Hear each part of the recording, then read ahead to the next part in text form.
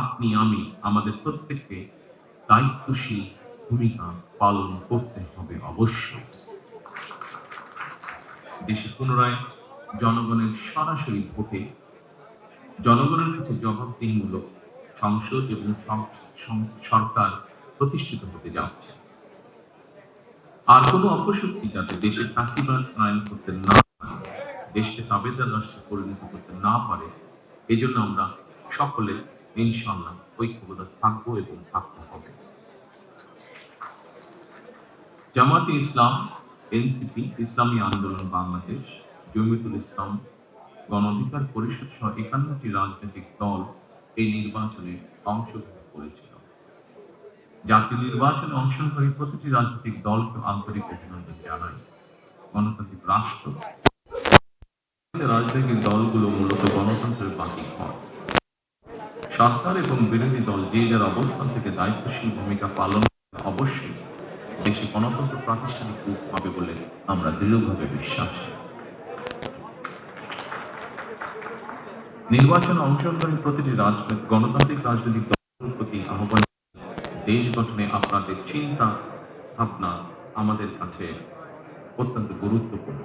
৭১-এর স্বাধীনতা অর্জনের যুদ্ধ থেকে ২০২৪ সালে দেশ এবং জনগণের স্বাধীনতা রক্ষার যুদ্ধ, এই দীর্ঘ সময় দেশ গণতন্ত্র প্রতিষ্ঠার আন্দোলনে যারা শহীদ হয়েছেন, হতাহত হয়েছেন, যাদের রক্ত মাড়িয়ে কষ্টের সিঁড়িবে আজকের এই গণতান্ত্রিক বাংলাদেশ, সেই সকল বীর শহীদদের প্রতি জানাই গভীর শ্রদ্ধা। মহান আল্লাহ দরবারে তাদের মাগফিরাত কামনা করছি। যারা মানুষের গণ অধিকার প্রতিষ্ঠার সংগ্রামে প্রাণ দিয়েছেন, হতাহত হয়েছেন, দেশের গণতন্ত্রকামী জনগণ আপনাদের ভূমিকাকে গভীর শ্রদ্ধার সঙ্গে স্মরণ করবে ইনশাআল্লাহ। প্রিয় দেশবাসী, জনগণের রায় পেলে বিএনপি রাষ্ট্র মেরামতের রূপরেখা উপস্থাপন করেছিল। অন্যান্য গণতান্ত্রিক দল এবং সারা দেশের জনগণের সঙ্গে মত বিনিময়ের মাধ্যমে ৩১ দফা প্রণয়ন করেছিল। ৩১ দফার আলোকে ঘোষণা করা হয়েছে দলীয় ইশতেহার। একই সঙ্গে কয়েকটি বিষয় নোট অফ ডিসেন্ট দিয়ে বিএনপি জুলাই সনদেও স্বাক্ষর করেছে। আমরা জনগণের কাছে প্রতিশ্রুতিবদ্ধ, প্রত্যাশিত প্রতিটি অঙ্গীকার পর্যায়ক্রমিকভাবে বাস্তবায়ন করব ইনশাআল্লাহ।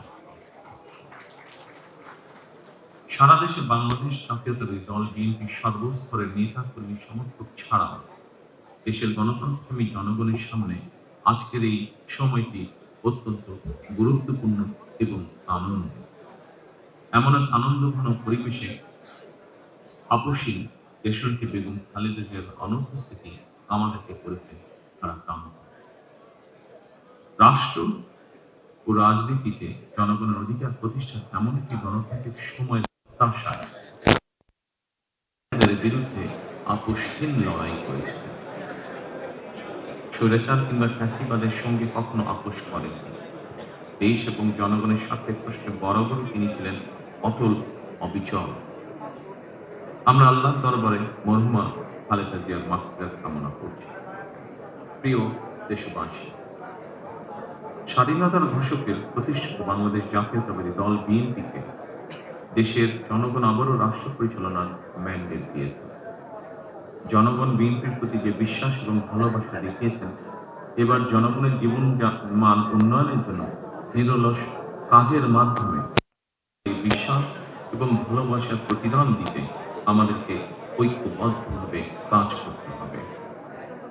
এবার আমি সারা দেশে বিএনপির সর্বস্তরের নেতাকর্মী সমর্থকদের ধন্যবাদ জানিয়ে বলতে চাই, শত নির্যাতন নিপীড়নের পরও আপনারা রাজপথ ছাড়েননি। গণতন্ত্র প্রতিষ্ঠাত সংগ্রামে অটুট ছিলেন, অনড় ছিলেন। এবার দেশ গড়ার পালা আমাদের। দেশ পুনর্গঠনের এই যাত্রায় আপনি আমি আমাদের প্রত্যেককে দায়িত্বশীল ভূমিকা পালন করতে হবে অবশ্যই।